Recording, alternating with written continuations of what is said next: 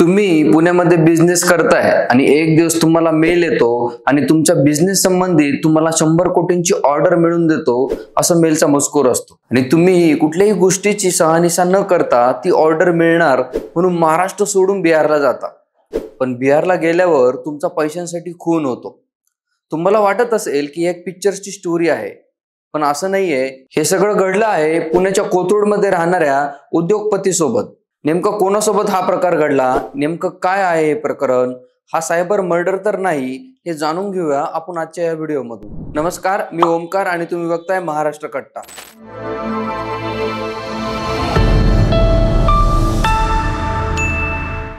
महाराष्ट्रातील नामांकित सीओईपी कॉलेजचे माजी विद्यार्थी असलेले आणि पुण्यात कोथरूडला राहणारे लक्ष्मण शिंदे हे मोठे उद्योगपती। खेड शिवापूरला त्यांची सेंटर स्प्रिगल नावाची कंपनी चालवत होते आणि रत्नदीप कास्टिंग या कंपनीचे संचालक होते। त्यांच्या व्यवसायात खाणीतील खोदकामाच्या उपकरणांचा समावेश होता।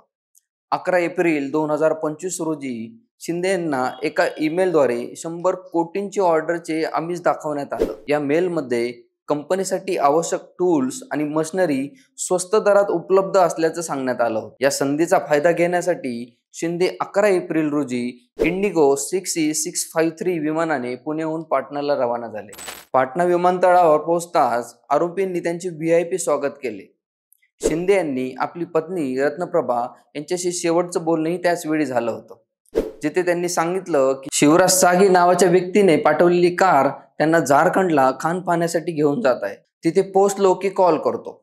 पण त्यानंतर त्यांचा फोन बंद झाला आणि कुटुंबियांशी संपर्क तुटला आणि आरोपींनी शिंदे साहेबांचं अपहरण केलं। त्यांना शेतात नेऊन पैशांची मागणी केली, पण शिंदे साहेबांनी पैसे देण्यासाठी साफ नकार केला।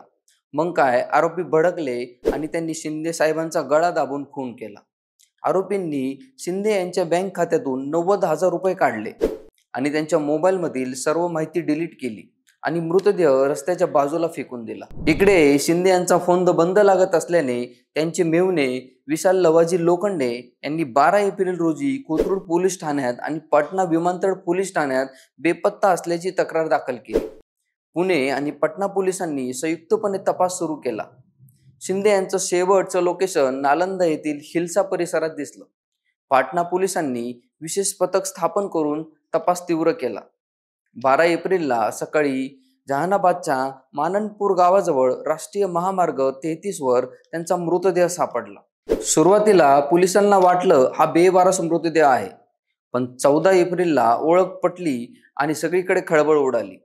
सुरुवातीला हा मृतदेह बेवारस समजला गेला, पण 14 एप्रिल रोजी त्यांची ओळख पटल्यानंतर पोलीस खडबडून जागे झाले। या प्रकरणात बिहार पोलिसांनी आतापर्यंत एका तरुणीसह 7 जणांना अटक केली आहे। अटक करण्यात आलेल्यांची नावं आहेत रणजित पटेल उर्फ मुन्ना, विप्तारा कुमार, लाल बिहारी, विकास उर्फ मोहित, कुंदन कुमार, संगीता कुमारी आणि सचिन रंजन।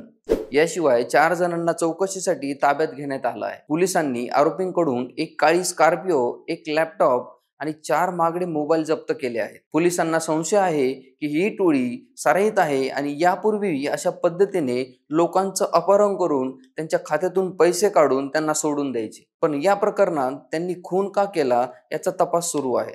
शिंदे यांच्या कुटुंबियांनी या घटनेनंतर प्रचंड धक्का बसल्याचं सांगितलं जात आहे। त्यांच्या पत्नी रत्नप्रभा आणि मुलीला या घटनेचा मोठा धक्का बसला आहे। शिंदे यांनी पटणाला जाण्यापूर्वी आपल्या मुलीला या व्यवहाराची माहिती दिली होती, पण त्यानंतर संपर्क तुटल्याने त्यांचे कुटुंब चिंतेत होतं। मृतदेह सापडल्यानंतर कुटुंबाने पुणे पोलिसांसह पटणाला धाव घेतली। या घटनेने पुण्यात आणि बिहारमध्ये खळबळ उडाली आहे। सोशल मीडियावरही या प्रकरणात तीव्र प्रतिक्रिया उमटत आहे। काहींनी सायबर गुन्ह्यांविरोधात कठोर कारवाईची मागणी केली आहे, तर काहींनी प्रशासनाच्या सुरक्षा व्यवस्थेवर प्रश्नचिन्हही उपस्थित केलं आहे। पुण्यातील उद्योगपतींच्या सायबर मर्डरने सायबर गुन्ह्यांचं गंभीर स्वरूप पुन्हा एकदा समोर आलं आहे। तुम्हाला काय वाटतं, या प्रकरणात दोषींना कठोर शिक्षा होईल का? आणि सायबर गुन्ह्यांपासून स्वतःचा बचाव करण्यासाठी आपण काय काय करायला हवं? सायबर चोरट्यांनी शिंदे यांना टार्गेट का केलं? खून करण्यामागचं नेमकं कारण काय?